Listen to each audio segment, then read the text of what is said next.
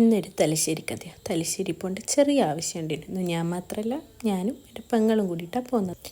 കുറച്ച് പേപ്പർ വർക്കും കാര്യങ്ങളും എല്ലാം ഉണ്ടായിരുന്നു. നമ്മളവിടുന്ന് വണ്ടി എടുത്ത് നേരെ എന്താക്കി, കുറച്ച് മെറ്റീരിയൽ എടുക്കാനുണ്ടായിരുന്നു. അങ്ങനെ മെറ്റീരിയൽ എടുക്കാൻ വേണ്ടി പോയി. അവിടെ എത്തിയാൽ പിന്നെ മെറ്റീരിയൽ എടുക്കുന്നതൊന്നല്ലല്ലോ നോക്കുന്നതൊട്ടും എടുക്കില്ല. അങ്ങനത്തെ ഒരു അവസ്ഥയാണ്.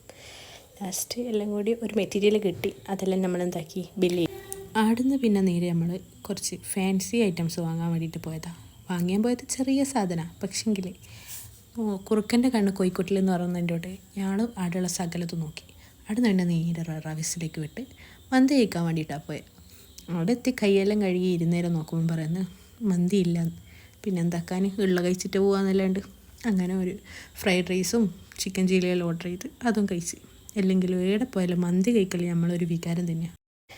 പിന്നെ നമ്മളെന്താക്കി, അവൾ വർക്ക് ചെയ്യുന്ന ലാബിൽ പോകാനുണ്ടായിരുന്നു. നാളെ അവിടെ ഓണപ്പരിപാടിയാണ്. അപ്പോൾ അതിന് വേണ്ടിയിട്ടൊരു സുന്ദരിക്ക് പൊട്ടിടാൻ വേണ്ടിയിട്ടുള്ള സുന്ദരിനെ വരക്കലും ഓണപ്പൂക്കളം തയ്യാറാക്കും അതെല്ലാം ഉണ്ടായിരുന്നു.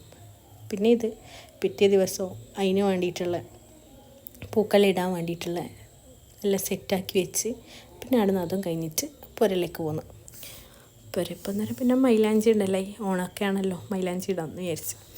അങ്ങനെ മൈലാഞ്ചി ഇട്ട് തുടങ്ങിയേരം പിന്നെ വേറൊരാൾക്കും കൂടി മൈലാഞ്ചി വേണം. അങ്ങനെ ഓക്കും ഇട്ട് കൊടുത്തു. പിന്നെ ഇട്ട് കഴിഞ്ഞേരം പിന്നെ ഓളെ കുറച്ച് ഷോ എല്ലാം ഉണ്ടായിരുന്നു. അത് നമ്മൾ തന്നെ കാണണമല്ലോ. അപ്പം ഇങ്ങപ്പുറത്തെ കയ്യിലോട്ട് അപ്പുറത്തെ കയ്യിലോട്ട് മൊത്തം ഇട്ട് ഫുള്ള് അതിൻ്റെ പരിപാടി തന്നെ. പിന്നെ ഈ ലാസ്റ്റ് മൈലാഞ്ചി ഇടുമ്പം കിട്ടുന്നൊരു സുഖമുണ്ട്. എല്ലാം കഴിഞ്ഞ് ഉറങ്ങാൻ നോക്കുമ്പോൾ മെല്ലെ വർത്താനെല്ലാം പറഞ്ഞ് ഇങ്ങനെ ഓരോ നമ്മളെ തലയിലുള്ള ഡിസൈനെല്ലാം നോക്കിയിട്ടിടാമല്ലോ ആലും തന്നെ. പിന്നെ ഇന്നലെ വരച്ച പൂക്കൾ ഇതേനോട്ടാ.